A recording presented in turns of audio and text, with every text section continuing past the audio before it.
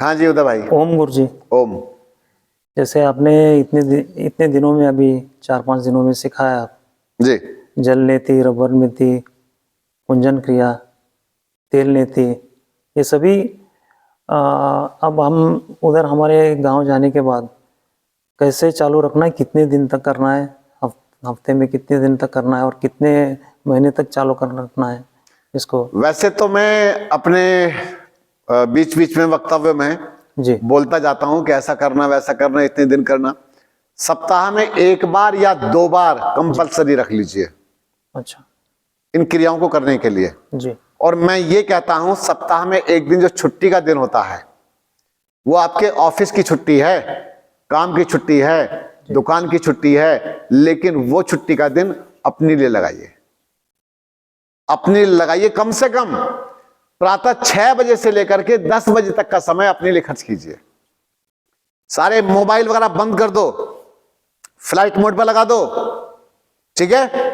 किसी की कॉल मत उठाइए, क्योंकि बोले आज मेरा अपना दिन है 10 बजे तक, मैं 10 बजे तक किसी से बात नहीं करूंगा। बात समझ गए? जी कोई व्यक्ति आपको ज्वाइन करना चाहे, वो आपको ज्वाइन कर ले, आइए मैं सिखा दूंगा, कोई बात नहीं। कोई मिट्टी लगाने के लिए आपके पास आ रहा है तो वो आ जाए आपके पास। कोई पेट साफ करना चाहता है, एनिमा लेना चाहता है, तो वो आपको ज्वाइन करे। वो 10 बजे से पहले पहले आप किसी को ज्वाइन करने के लिए मत जाइए। अगर आपने इतना कर लिया तो स्वास्थ्य आपकी मुट्ठी में। जी बात समझ में आ गई? जी अगली बात, करना कब तक है? जब तक जीना है। ओके 100 साल तक जीना तो 100 साल तक करते जाइए।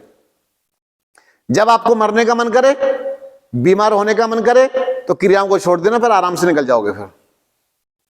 फिर रोग आ जाएंगे रोग आ जाएंगे, फिर चलने का रास्ता बन जाएगा।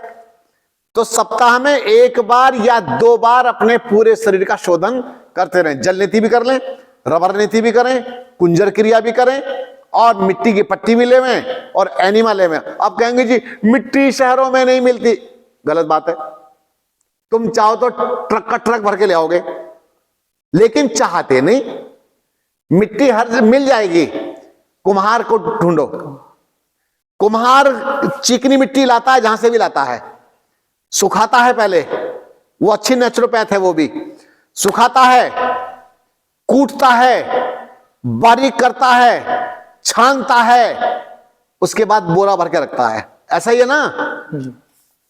तो उससे वो बोरा, उसकी मेहनत का पैसा पूरा पूरा दे के आइए, और बोरा उससे कहो भाई मुझे दे दो। उसके जो बर्तन बनते हैं, जो भी उसकी मेहनत लगी है उसमें, आप उसका पैसा दीजिए जो उसका खर्च हुआ है। ठीक है, बात समझ में आ गई? एक कट्टा अपने यहां चिकनी मिट्टी का लाकर रख लो, मिल गई मिट्टी आसानी से, कुम्हार का भी खर्च चलेगा, काम चलेगा। बोले जब मेरी मिट्टी बिगड़ी तो मुझे बर्तन में क्या मेहनत करनी? तो मिट्टी आपके घर में आ गई, और मिट्टी का उपयोग अपनी आंखों पर भी, अपने माथे पर और पेट पर, एनिमा आदि। मुझे बताओ कभी ऐसा व्यक्ति बीमार हो सकता है? बोलो। नहीं, कभी भी नहीं हो सकता। और खान पान, उतना खान पान लीजिए जिससे आप जिंदा रहें। जितना आपको जीवित रख सके उतना ही खान पान आपको लेना है। अंधाधुंध मत खाइए, अजी हम इंसान हैं ये भी तो खाएंगे। आप खाइए, फिर जो खाना है सो। जो खाओगे तो बीमारी बनेगी, रोग बनेंगे। तो आपको अपने ऊपर विशेष ध्यान रखना है। आप, कई लोग ऐसे देखे मैंने जो हाफ बॉइल सब्जी खाते हैं। मेरे कमरे पर नीचे, क्योंकि यहां तो मैं सबके अनुसार मुझे लेना होता है भोजन, और मैं बहुत नुक्ताचीनी भी नहीं दिखाता कि ये है वो है। मेरे पास पचाने की क्षमता बहुत अच्छी है। तो मेरे कमरे पर सब्जी आधी कच्ची रहती है अधिकांश। और हमारे एक नेचुरोपैथ जो नया नया उभर रहा है, वो तो आधी कच्ची बनाता है, नितिन आर्य। और वो आलू भी आधे आधे कच्चे रह जाते हैं।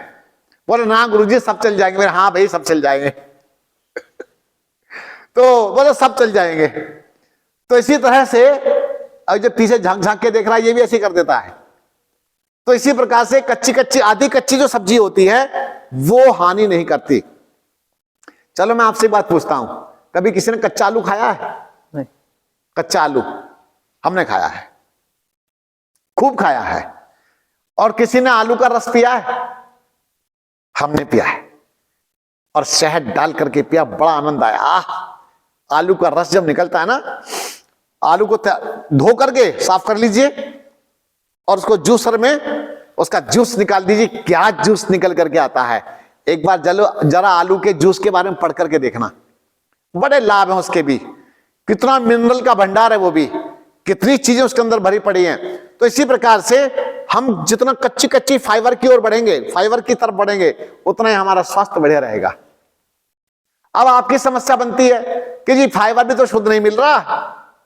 उसके मैंने बहुत तरीके बता रखे, मेरी ऑडियो वीडियो सुनते रहिए, मेरे जो निरोग भारत चैनल है उसमें आप देखते रहेंगे, सुनते रहेंगे, तो आपको आपकी समस्याओं का समाधान सहज में ही मिलता चला जाएगा। कुछ भी अलग से जाने की आवश्यकता नहीं पड़ेगी। और बोलिए जी गुरुजी, आपके सानिध्य में तो सब सलाद, ये जूस और सभी प्रकार के नेचुरली मिलते हैं जी। आप करके देते हो। बट हमारे गांव जाने के बाद उसको कैसे चालू रखे, मतलब दिन में मतलब आप काम क्या करते हैं? मैं सीए हूँ सर। अच्छा ठीक है। क्या अपना खाना साथ लेके जाते हैं आप? मैं घर को आके खाता हूँ दोपहर में। शाम को? जी। सुबह खा के जाते हैं? जी। शाम को आके खाते हैं? जी। और दोपहर में क्या करते हैं? दोपहर में आके खा के जाता हूँ घर में। अच्छा, घर में आके खा के जाते हैं। जी। तो क्यों आपके गांव में सब्जियां नहीं मिलती? मिलती है। सलाद की चीजें नहीं मिलती? जी मिलती। खीरा नहीं मिलता? मिलता। ककड़ी नहीं मिलती? जी सब मिलते हैं ना? मिलती है। पर खाने में क्या दिक्कत है फिर? ठीक है। गाजर मिलती है? मिलती है। एक आध गाजर अपने साथ ले जाओ, जी। कौन रोक लेगा? अभी तो बताया इन्होंने, हमारे गोयल जी ने। जी। हमारे पास जो रवि आए थे, मिस्टर रवि, रवि अपने साथ में भर भर के लेके जाते हैं साथ में, और हमसे सीखिए। जी। हमारा जी एडमिशन हो गया गुरुजी के कहने से। अब समझा देता हूं जी। कच्चे सब्जी खाने से रुकिए, थोड़ा बताता हूं। अभी पहले इस बात को स्पष्ट कर जी। दूं। निभाना है तो हर जगह निभेगा, नहीं निभाना तो कहीं भी नहीं निभेगा। ये तो बहाने होते हैं सिर्फ, जी। केवल और केवल बचने के बहाने हैं कि शायद कोई रास्ता दूसरा मिल जाए। जिस दिन चाहोगे वो सब काम हो जाएंगे, नहीं चाहोगे तो कुछ नहीं हो सकता। जब मैं गुरुकुल पढ़ लिया, साधना में आ गया, बहुत सारे कई साल की साधना, मौन साधनाओं में भी हो गया, लंबी दाढ़ी बढ़ी हुई है। गुरुजी के पास आया तो गुरुजी आदेश देते हैं, बेटा तुम्हें अभी स्कूल की कॉलेज की पढ़ाई फिर करनी पड़ेगी। मैं क्या जी, मैं कि आप मुझे क्यों झंझट में भेजते हैं? वहां बच्चों के बीच में कहां जाऊंगा मैं? क्यों, मैं बच्चों के साथ से उस दिशा से अलग हो चुका था। अब मैं बच्चों के उनके जैसा नहीं लगता था। मैं साधकों में मेरी गिनती हो गई थी और मेरी गिनती दूसरे स्तर में आ चुकी थी। और कैसे स्तर में गिनती थी कि 2 स्थानों पर मुझे सर्वश्रेष्ठ योग साधक की उपाधि से सम्मानित किया गया। तो इस तरह से बड़ी बड़ी जगहों पर मैं बहुत अच्छी स्थिति में आ गया था। लेकिन गुरुजी के आदेश के अनुसार मुझे दोबारा से इंटर का फॉर्म भरना पड़ा और कैजुअल पढ़ने के लिए मुझे स्वीकृति दिलाई उन्होंने अवश्य, जबरदस्ती, कि नहीं तुझे स्कूल जाना पड़ेगा, कॉलेज जाना पड़ेगा। मुझे अपनी दाढ़ी वाड़ी सब कटवानी पड़ी, सिर के बाल कटवाने पड़े, मुझे पैंट पहननी पड़ी, जूता पहनना पड़ा, और बच्चों की जैसी ड्रेस, वो ग्रे कलर की पैंट और व्हाइट शर्ट पहन करके और थैला यहां लटका करके हम भी कॉलेज चल दिए। क्या जीवन रहा होगा यार। और फिर कॉलेज चले। लेकिन हम कॉलेज में जब गए तो हमारी चाल सबसे अलग थी। हमारी चाल बिल्कुल कमांडो जैसी होती थी। ऐसे वैसे थोड़े थे, गुरुकुल के नपे तुले व्यक्ति थे हम, नौजवान थे, अच्छे नौजवान थे। ये मैं इसलिए बता रहा हूं, प्रेरणा की दृष्टि से बता रहा हूं।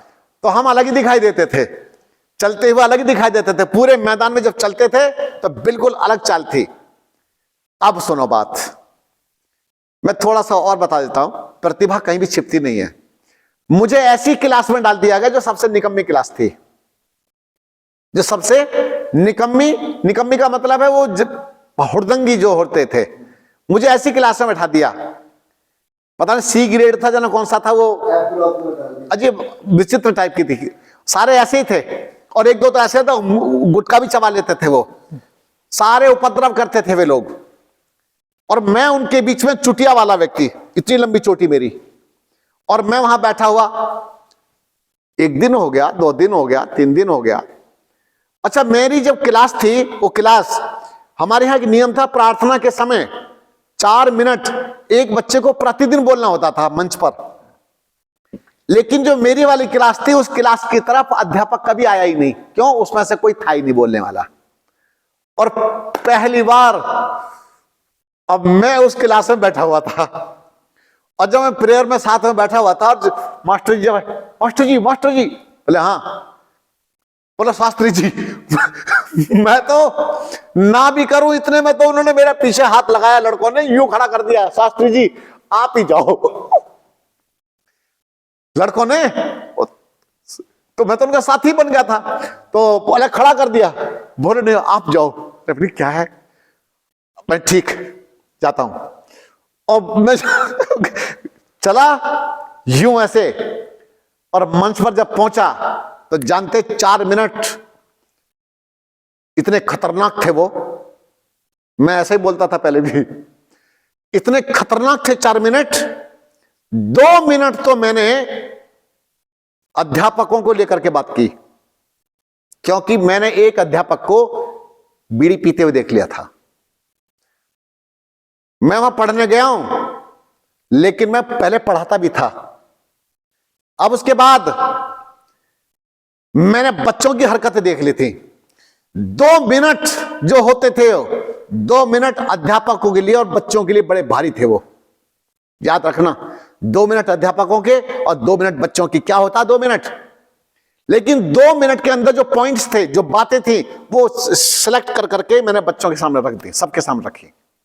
आप जानते हैं बहुत देर तक तो मेरे उस जोश के साथ, मेरी उस आवाज के साथ में तालियां बजती रही बहुत देर तक। और जब मैं बच्चों के बीच पहुंचा और जब प्रार्थना समाप्त हुई तो बच्चों ने अपने कंधे पर रख लिया मुझे, बोले आज तक इस मंच पर आकर के कोई ऐसा बोल ही नहीं पाया। ये बात थी। मैं माफ क्षमा करना, मैं प्रशंसा की कोई शब्द नहीं बोल रहा, मैं प्रेरणा के लिए बात कर रहा हूं। अब उसके बाद एक ने कहा, अब बच्चे, अब मेरा उस समय नाम था योगेश्वर, पर नाम विनोद कुमार शर्मा मेरा उसमें चलता था कागजों में, पर योगेश्वर नाम मेरा प्रसिद्ध था। योगेश्वर कहां मिलेगा? योगेश्वर वहां मिलेगा इंटरवल में जहां सबसे अधिक भीड़ होगी, जहां सबसे ज्यादा भीड़ होगी, जहां जमघट लगा होगा, मैं वहां होता था। अब मुझे खाना भी होता था अपना कुछ, क्योंकि वो रख के लेके जाता था। रख के क्या ले जाता था? मेरे थैले में इतनी बड़ी बड़ी पोटलियां होती थी, पोटली, मैं आपकी बात बता रहा हूं, इतनी बड़ी बड़ी पोटली होती थी। उस पोटली में क्या होता था? एक में चना होता था, एक में मूंग होती थी, एक में मूंगफली दाना होता था, है ना, और थोड़ी सी किशमिश मूंग के अंदर मिली होती थी। तो उसके बाद मैंने कि भाई तुम यार जाओ, मेरे से कुछ खाना भी तो है। बोले नहीं। तो अब बोले हम देखना चाहते हैं कि इतनी करारी आवाज या इस तरह की भाषा आपके अंदर से निकलती कैसे है। अब उन्हें क्या पता मैं गुरुकुल में कितने साल बिता के आया हूं, मैंने कहां कहां क्या क्या किया है। मैं कि भाई देखो मेरे साथ में तो ये सामान आता है, मैं बाहर की चीजें नहीं खाता पीता।